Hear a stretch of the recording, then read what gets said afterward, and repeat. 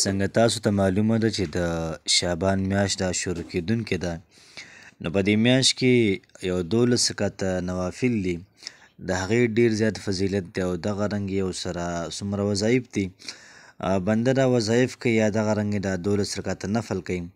الله پاک به د انسان نصیب دا مکمل بدل کړي، الله پاک به د انسان قسمت دا بدل کړي او دا وظیفه چې کوم سړی وکړي سم د الله پاک نه غواړي انشاءالله العزیز الله پاک به ډېر زیات څه ورکړي. بسم الله الرحمن الرحیم. السلام علیکم ورحمت الله وبرکاته. امید در وکوم چې تاسو ټول به ټیک ټاک یې، د صحت نه به خوند او مزې اخلئ، الله پاک هم خوشحاله آباد ساته. نن چې کومه زموږ وظیفه ده، د وظیفه د ماه شعبان حوالې سره ده او ماه شعبان د ډیره زیاته زبردسته میاشت ده او دغه رنګ ډیره زیاته د برکتونو او ډیره زیاته د عظمتونو میاشت ده. د دې وجې نه پیغمبر علیه صلات وسلام فرمایي چې شعبان میاشت دا زما میاشت ده او دغه رنګ رمضان میاشت دا زما د امت میاشت ده. نو ډیره زیاته زبردست او ډیره زیاته اعلی او ډیره زیاته پاورفل میاشت ده. نو که په دې میاشت کې یو سړی وظیفه کوي، په دې کې دغه نوافل وکړي، انشاءالله العزیز الله پاک به د انسان د ګناهونو نه پاک کړي، الله پاک به د انسان ته رزق ورکړي، الله پاک به د انسان قسمت محترمو دا کولاو کړي چې څومره حاجتونه دي دا ټول حاجتونه به الله پاک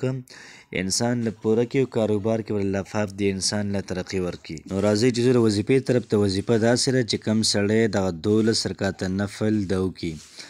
فرمایي چې الله پاک د انسان ته د 12,000 شهیدانو ثواب ورته ورکوي. نو 12,000 شهیدان محترمو دا ډېر زیاته غټه خبره ده او دغه رنګ یې فرمایي چې د 12,000 کالو د عبادت ثواب الله پاک د انسان په عملنامه کې لیکي او فرمایي چې د انسان به الله پاک د ګناه نه داسې پاک کړي لکه چې د انسان نن د موره دا پیدا شو او فرمایي چې 80 ورځو پورې به الله پاک د انسان ګناه دا نه لیکي. نو ډیره زیاته زبردسته وظیفه ده او ډیره زیاته پاورفل وظیفه ده، تاسو به دې فضایل اورېدلي وي، ډیره زیاته ناشنا وظیفه ده. نو فرمایي پیغمبر علیه صلات وسلام چې کله د شعبان میاشت دا شروع شي په لومبۍ شپه باندې تاسو به 12 رکعاته نفل وکئ،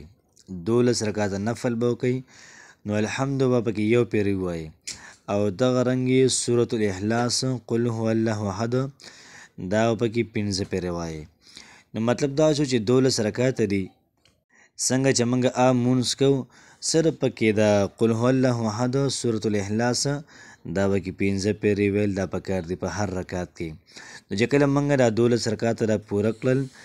بیا به د هغې نه بعد درود ابراهیم ووایو، کوم درود شریف چې د مانځه دا به 11 پیرې ووایو. نو چې کله موږ دا 11 پیرې وویلې نو بیا به د هغې نه بعد